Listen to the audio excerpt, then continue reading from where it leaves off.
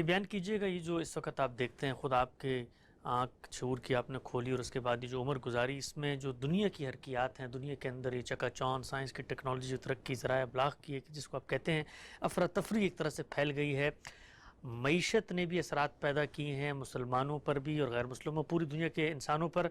لوگ اس طریقے سے اب جس کو آپ کہتے ہیں آزاد نہیں، جیسے پہلے گاؤں دیہاتوں میں ہو جاتے تھے۔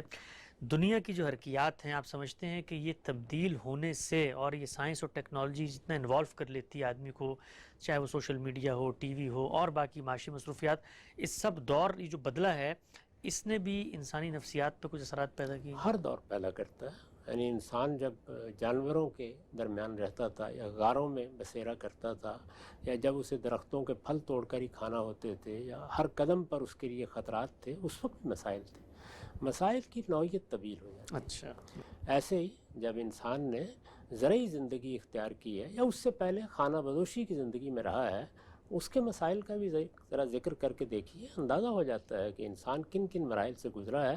اصلی چیز یہ نہیں ہے کہ مسائل کیا ہیں، مسائل تو نئی دنیا پیدا ہوگی تو ہوں گے، شہر بڑے ہو جائیں گے تو نوعیت بدل جائے گی، لوگ دیہات سے نکلیں گے تو ان کو ایک نئی معاشرت سے سابقہ پڑے گا، لوگوں کے تعلقات اور روابط کی نوعیتیں تبدیل ہوں گی، ان کے رابطے کے ذرائع بڑھیں گے تو اس میں بہت سے دوسرے مسائل بھی پیدا ہوں گے۔ اصل چیز یہ نہیں ہے، اصل چیز یہ ہے کہ جب کبھی بھی یہ صورت پیدا ہو، انسان اپنے ارادہ و اختیار کو صحیح طریقے سے استعمال کرے، وہ دیکھے کہ مجھے کسی چیز کے کتنا قریب جانا ہے، کتنا دور رہنا ہے، میں کیا ہوں، میری زندگی کیا ہے، میرے مقاصد کیا ہیں، میری مصروفیات کیا ہیں، میری ضروریات کیا ہیں، ان کا ایک حکیمانہ تجزیہ کرنا، ان کو ٹھیک طرح سے سمجھ کر زندگی سے متعلق کرنا، یہ وہ چیز ہے جس کی طرف زیادہ توجہ کرنی چاہیے۔ اس میں ظاہر ہے کہ دنیا میں اللہ کا امتحان برپا ہے، بڑے مشکل حالات بھی آ جاتے ہیں، ان مشکل حالات میں آدمی حوصلہ نہ ہارے، اپنے لیے راستہ تلاش کرے،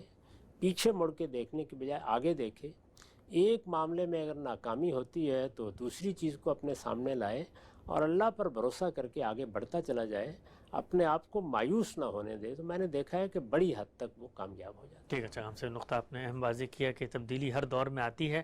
اچھا، ایک اور پہلو بتائیے گا، ہم سب آج کل میں دیکھتے ہیں جو لوگ ان ذہنی امراض کا شکار ہو جاتے ہیں، تناؤ کی کیفیت ہوتی ہے، سٹریس، اور اسی طریقے سے مختلف ڈس آرڈرز ہیں، وہ او سی ڈی ہو، آبسیسو کمپلسو ڈس آرڈر ہو، یا اسی طرح سے انزائٹی ہو، یا کوئی اس طرح کا ایب نارمل بیہیویئر سامنے آتا ہے، جب لوگوں کو کہا جاتا ہے کہ جی آپ جائیں، کوئی تھیراپی لیں یا کسی ماہر نفسیات سے ملیں، تو بالعموم اس کو بڑا منفی طور پہ پرسیو کیا جاتا ہے، گویا آپ لوگ یہ کہہ رہے ہیں جی میں پاگل ہو گیا ہوں، اور جو حوصلہ مند لوگ ہوتے ہیں اس چیز کو قبول بھی نہیں کرتے۔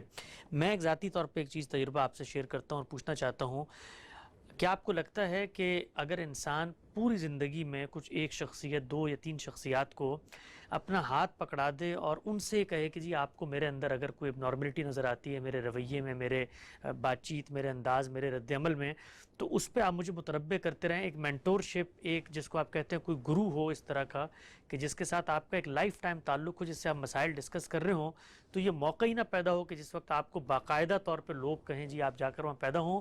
تو انسانوں میں ہم دیکھتے ہیں پہلے ہر گاؤں میں کوئی بزرگ ہوتا تھا، ایک بڑی شخصیت، خاندان میں کوئی عورتیں ہوتی تھی، لوگ جا کے بیٹھتے تھے، ڈسکس کرتے تھے، تو انسانوں کا انسانوں سے رابطہ بھی کمزور ہوا ہے، اور یہ جو ایک طریقہ کا کسی کو اپنا ہاتھ پکڑا دینا ہے اور اس کو کہنا ہے کہ آپ مجھ پہ توجہ رکھیں، یہ اگر معاملہ ہو تو آپ کو لگتا ہے کہ مفید چیز ہوگی؟ یہ انسان کی ضرورت ہے، میں اس کو اس زاویے سے دیکھتا ہوں۔ یعنی اللہ تعالیٰ نے انسان کو پیدا ہی اس طرح کیا ہے کہ وہ ایک ماں باپ کی آغوش میں ڈالا جاتا ہے۔ اگر ماں باپ کو اپنے لیے رہنما نہ مانے تو بچپن ہی میں بہت سی ہلاکتیں اپنے لیے خرید لیتا ہے۔ اسی طرح کی چیز اس وقت ناگزیر ہو جاتی ہے جب اس کی تعلیم کی ابتدا ہوتی ہے، یعنی کسی سے وہ سیکھے گا، کچھ پڑھے گا۔ بہت سے لوگ ہیں، آپ تاریخ میں دیکھیں کہ انہوں نے اپنے گھر سے تعلیم کی ابتدا کی، ان کی کوئی بہن، ان کا کوئی بھائی یا ان کے والد نے ان کو ابتدائی تعلیم دی۔ کتنے بڑے لوگ ہیں جن کی تعلیم اسی طریقے سے ہوئی، پھر وہ اساتذہ کے ساتھ متعلق ہو گئے، اساتذہ میں بھی اگر ان کے سامنے کوئی بڑا مقصد ہے تو اس کے لحاظ سے انہوں نے انتخاب کیا۔ یہ چیز تو ہمیشہ سہارے کا باعث بنتی ہے، اور یہ بالکل صحیح ہے کہ ہمارے ہاں لوگ عام طور پر اس کی ضرورت کو سمجھتے نہیں ہیں۔ یہ ضرورت بڑی دیر تک رہتی ہے، یعنی انسان کو پختگی تک پہنچنے کے لیے ہاتھ پکڑنا ہی پڑتا ہے۔ یہ انسان کی ضرورت ہے، انسان کو بنایا ہی اس طریقے سے گیا ہے۔ وہ جانوروں کی طرح نہیں پیدا کیا گیا. جانور بڑی جلدی اپنی جبلتوں کے تقاضوں کے تحت زندگی بسر کرنا شروع کر دیتے ہیں. انسان کو بہت دیر تک سہاروں کی ضرورت ہوتی ہے، اور جب حقیقی سہارے اس کو ملتے ہیں، یعنی ماں باپ کا ہے، اچھے اساتذہ کا ہے، اچھے دوستوں کا ہے، تعلق والوں کا ہے، تو یہ اس کی تقویت کا ذریعہ بنتے ہیں. تاہم اگر کسی موقع پر انسان اپنے آپ کو نہیں سنبھال سکا، دیکھیے بہت سے لوگ ہیں بڑی محتاط زندگی بسر کرتے ہیں، حفظان صحت کے اصولوں کا خیال رکھتے ہیں، پھر بھی بیمار ہو جاتے ہیں. تو اس لیے یہ تو نہیں کہا جا سکتا کہ آپ کو اچھے والدین ملے، آپ کو اچھے دوست ملے، آپ کو اچھے اساتذہ ملے، آپ کو ایسے رہنماؤں کی صحبت اٹھانے کا موقع ملا کہ جو آپ کے سر پر شفقت کا ہاتھ رکھتے ہیں. یہ بہت بڑی نعمتیں ہیں، انسان کو ان کو نعمت سمجھنا چاہیے. یہ جو ہمارے ہاں عام طور پر نوجوانوں میں یہ چیز پیدا ہو جاتی ہے کہ وہ بہت جلد ان سب سہاروں کو چھوڑ کر کھڑا ہونا چاہتے ہیں، اس میں بالعموم تربیت ناقص رہ جاتی ہے، اور وہ اس جگہ نہیں پہنچ پاتے جہاں وہ پہنچنے کے خواب دیکھتے ہیں. یہ اپنی جگہ بالکل درست ہے. تاہم سب مراحل سے گزرتے ہوئے بھی ایسی بیماریاں آ سکتی ہیں، ایسی تکلیفیں آ سکتی ہیں. ان میں پھر ان کے ماہرین کی طرف رجوع کرنا چاہیے، اور اس میں ادنیٰ درجے کا تردد نہیں ہونا چاہیے. بیماریاں جس طرح جسمانی ہیں اسی طرح نفسی بھی ہیں، اور نفسی بیماریوں کے معاملے میں بھی آدمی کو اسی طرح سے دوا بھی لینی چاہیے اور دعا بھی کرنی چاہیے جس طرح ہم جسمانی بیماریوں کے معاملے میں کرتے ہیں. ٹھیک ہے سر. اچھا ہم صاحب آگے بڑھاتے ہیں بات کو. یہ بیان کیجیے گا ہمارے جو شاعر ہیں، قومی شاعر مشرق، اور ان کے بارے میں بلکہ میں آپ سے جاننا چاہوں گا کہ علامہ اقبال علیہ رحمہ نے جو شاعری کی ہے اس میں بھی وہ انسانی نفسیات کے بہت زیادہ پوشیدہ پہلو ہیں جن کو وہ اجاگر کرتے ہیں. انہی کا ایک شعر ہے کہ فطرت کے اصولوں کی کرتا ہے نگہبانی، یا بندہ ہے صحرائی یا مرد کوہستانی. فطرت سے ہمارا رشتہ کم ہوا ہے، کنکریٹ کے جنگلوں میں لوگ رہتے ہیں. قرۃ العین آپا نے کہا تھا کہ اونچی عمارتوں سے مکان میرا گر گیا، کچھ لوگ میرے حصے کا سورج بھی کھا گئے. نہ پتہ ہے کہ جی پودوں سے نشو نما ہو کے پھل کیسے بنتا ہے، نہ کبھی ہم نے صبح صادق اور صبح کاذب کے فرق کو دیکھا، نہ ہم شفق کی خوبصورتی سے واقف ہیں، نہ پھولوں کی کلیوں سے ہم متاثر کرتی ہیں.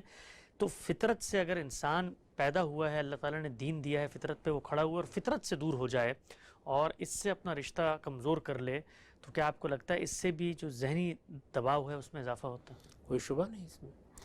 اس وقت جو شہر بن گئے ہیں اور جیسی مصروفیات لوگوں کی ہیں، اور معاش نے جس طرح ان کو کولو کا بیل بنا دیا ہے، اس میں تو اس کی اور بھی زیادہ ضرورت ہے کہ وہ نکلیں باہر.